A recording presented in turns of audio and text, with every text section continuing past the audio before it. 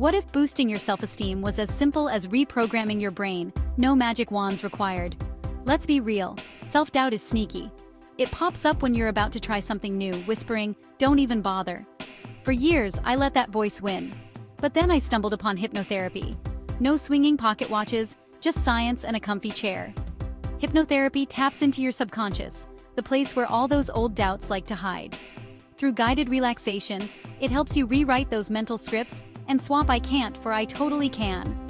Turns out, research backs this up. People really do build confidence and drop old fears. My honest experience? It's not an instant miracle, but it is seriously empowering. Each session, I felt a little braver, a little more me. So if you're tired of that inner critic, give hypnotherapy a shot. Ready to rewrite your story? Hit like, subscribe, and join me for more real talk on self-improvement.